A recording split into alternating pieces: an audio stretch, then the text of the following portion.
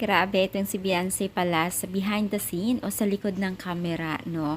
So, ganito pala talaga kakulit itong si Beyonce. Nakita naman po natin yung intro na talaga naman pong may halo pa rin po siyang feeling, talaga makita mo na batang-bata pa itong si Beyonce kasi minsan naglalaro-laro lang sila sa daanan, kukulitan, no? So, talagang maganda rin po yung mga bandingan po nilang magkakaibigan at magkakamag-anak, no?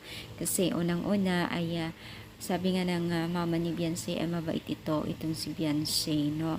So, makikita natin dito na habang naglalakad sila ay nagkukulitan sila ng mga kaibigan at kamag-anak niya habang galing sila sa school, no? So makikita talaga natin itong si Beyonce na may pagkakwela din at kulit din po siya behind the scene, no? So talagang mahiyain na siya noon pa man po, no, medyo mahiyaan na. Kita naman po natin dito sa video ng kanyang pinsan ba o kapatid o kaibigan. So comment na lang kung kaano-ano niya itong lagi niyang kasamang lalaki, no.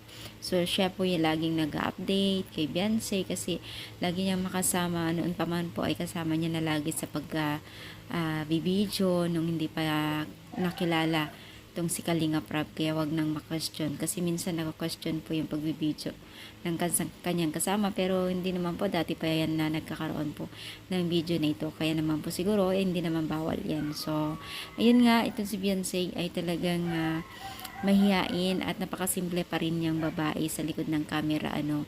Kita naman po natin sa mga nilalafag na video ang kanyang laging kasama, no.